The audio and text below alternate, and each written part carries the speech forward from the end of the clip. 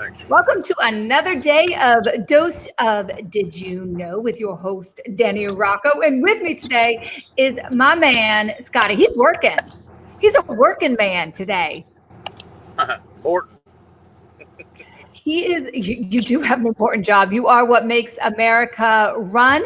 But more importantly, is you bring like love and life to my heart and my soul when I hear you sing. And that's kind of my selfishness about you.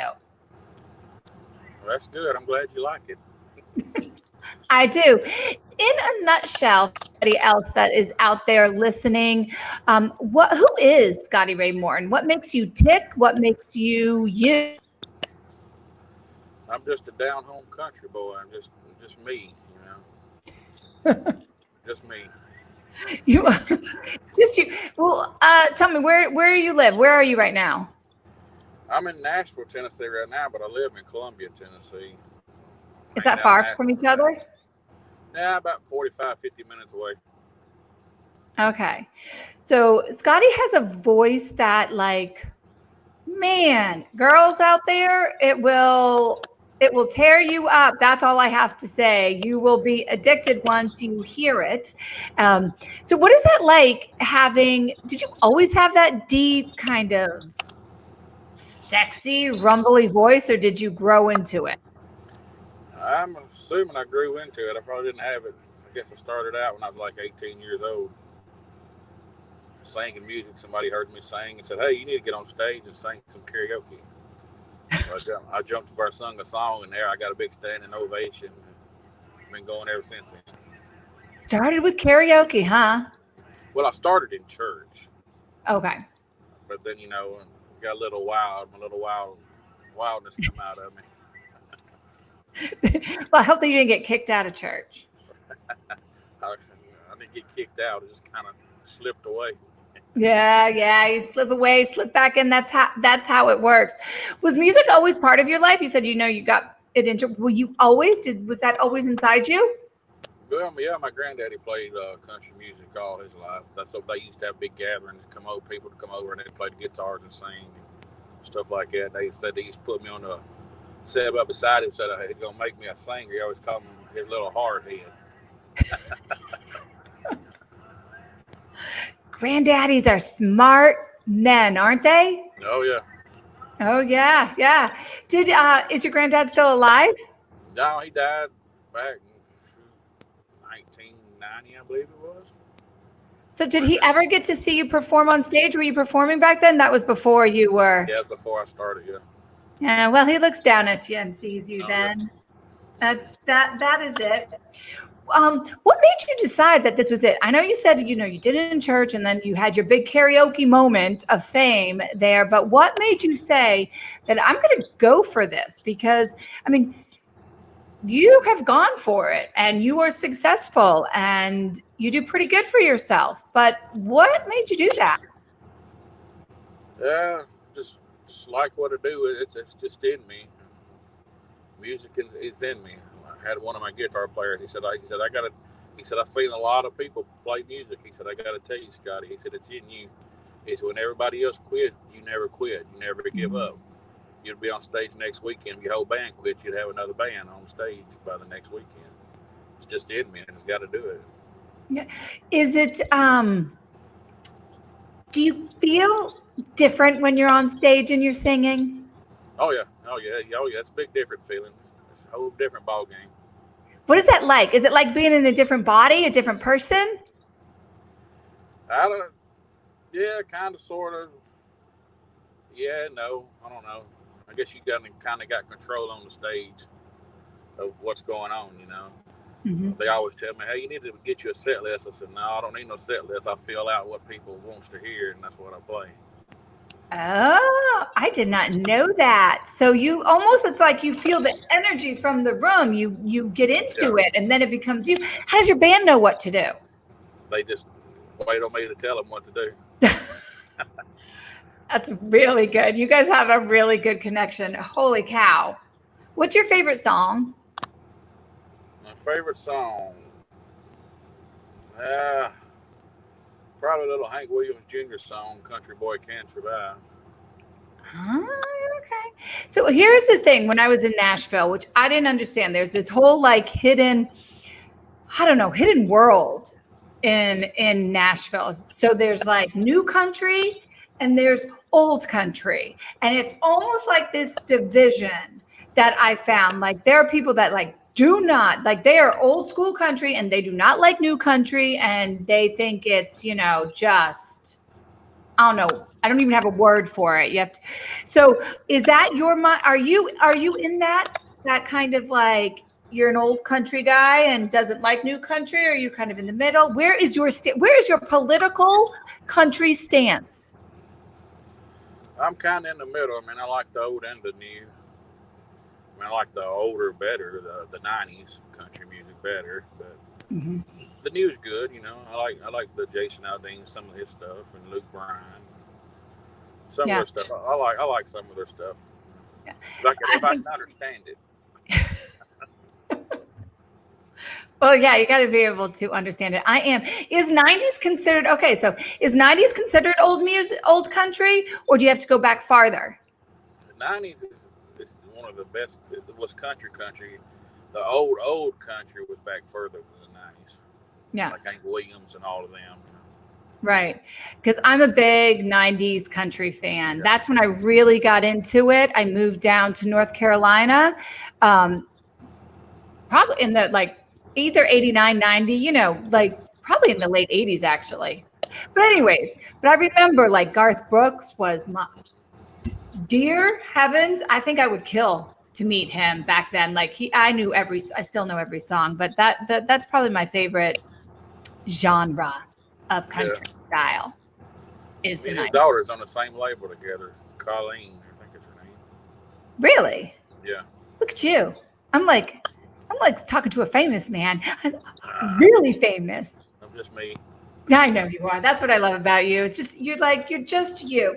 So were there talk about, it's got to be hard. And so I want to talk about the challenges of, well, maybe any challenges that you came up that you can share with people that, you say it's just in you, but sometimes it just being in you just doesn't seem like enough on certain days. Did you ever have that experience, and can you share about that? I mean, oh yeah. I mean, there's times you just want to give it up, but I can't. I mean, sometimes it gets boring at times. Sometimes it's wide open at times, but I just can't give it up. I've been through, I hate to say it, several marriages because of it. Just not the right marriages. There's a woman out there that's going to embrace it and love it and be that like that person that lifts you. I always believe that. Sometimes you might be just as hard-headed as I am, because it took me more than 2 marriages to get it. Well, they like it at first, but then the jealousy kicks in. Well, maybe is that something on your part? We do what now? I said, is that something on your part, or is there a reason for them to get jealous, or just the music they get to liking it? They love it. Then when all the girls get to screaming, they be like, "Why you pick me for it? All them girls hollering at you, blah blah blah blah. You play too many fast songs. It just gets crazy at times." I can see that.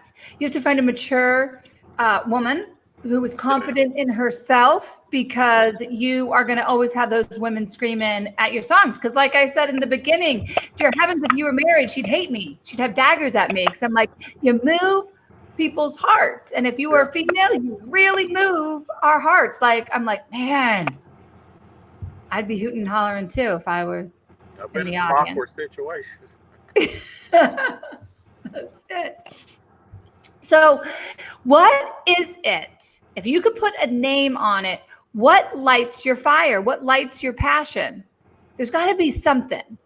Is it a feeling? Is it a word? Can you describe it like a volcano? There's got to be something, because I guess it's just one of the greatest feelings when you get on the stage, it's just the energy.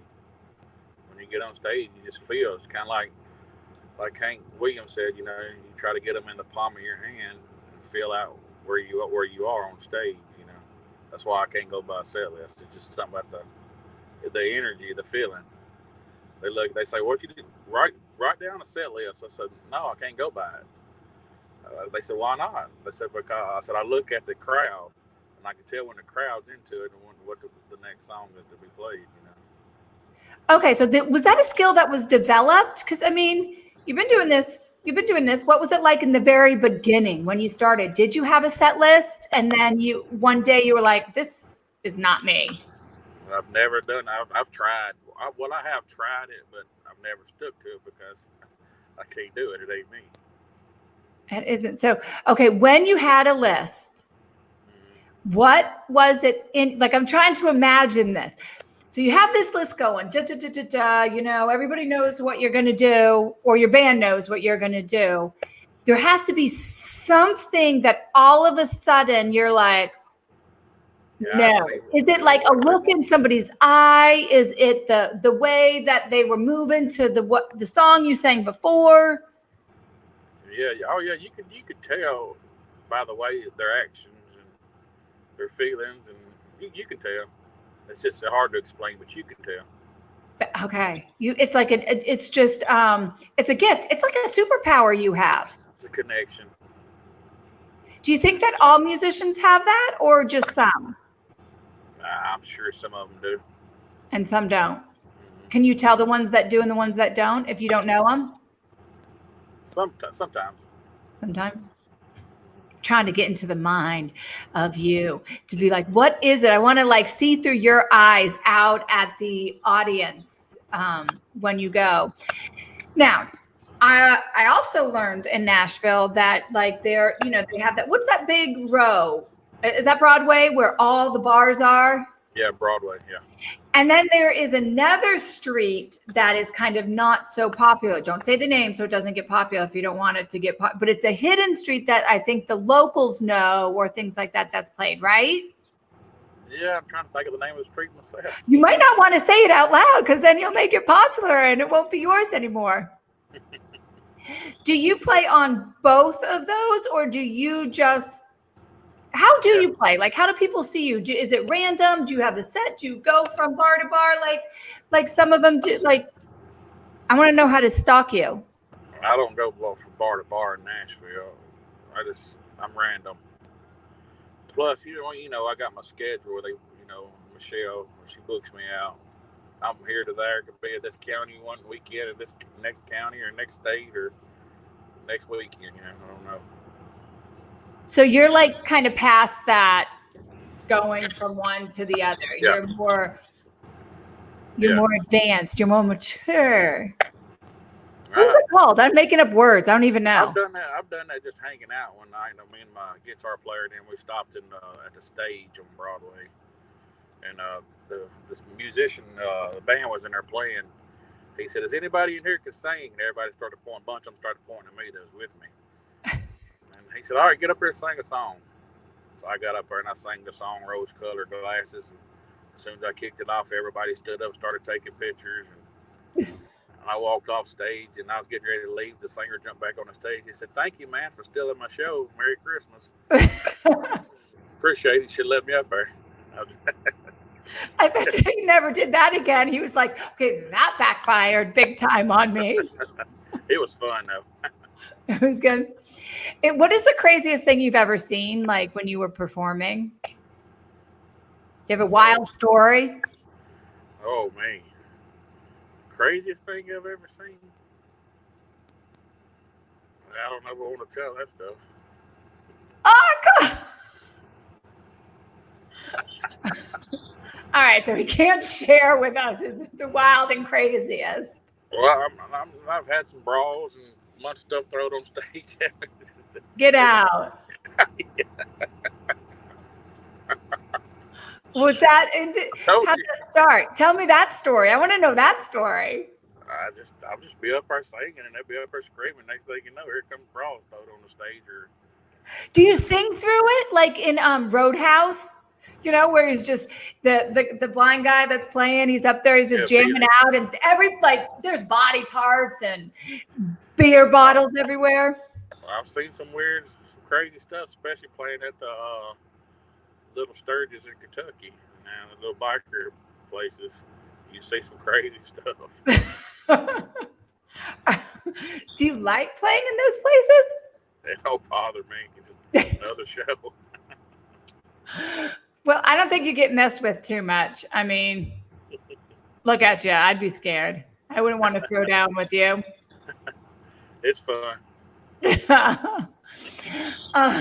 So what is this? Do you have anything booked out? Can you even book out now?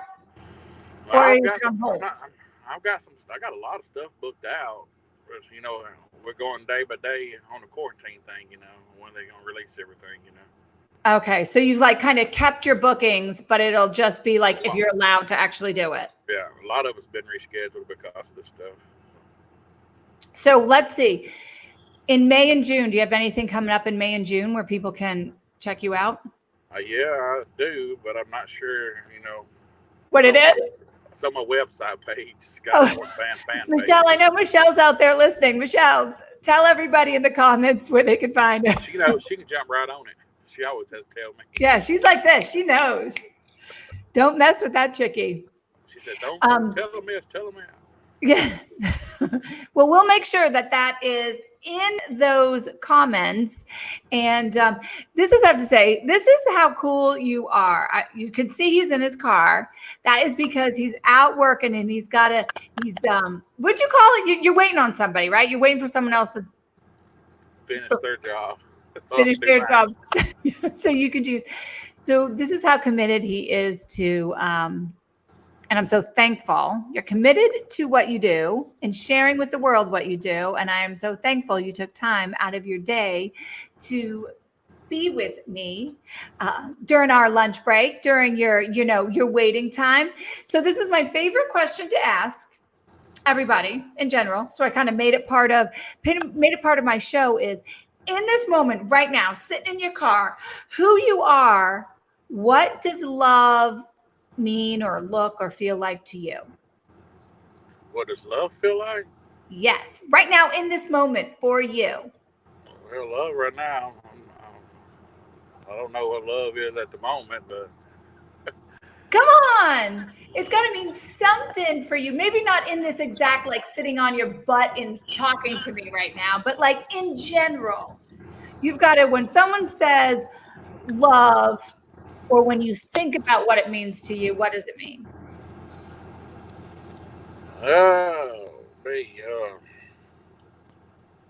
That's hard to describe, that word.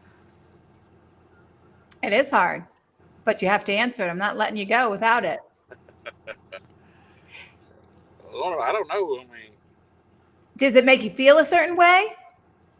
Okay, so this is what I'll give you my example of love, right? Because there's no right or wrong answer, but like in this moment, right now, for Danny Rocco, love is kind of like an acceptance, because I was having a little bit of a hard time earlier, and it was an acceptance of what I had to for myself, right? So that's what love meant in this moment for me. I don't know. It's hard to describe the love word. Does it feel like yellow fluffiness? Warm? Does it make you smile? Oh yeah, maybe it make me smile. That's probably about right. Makes you smile. There we go. I got it. So now when I look at you and you smiling, I'm going to be like, he's feeling love. Oh yeah. You see me smiling on stage, you know why. All right. What about just like in general, if I see you smiling? Can I interpret it as love then? Yeah, I guess so. I'm forcing it on you. I'm forcing the love on you today.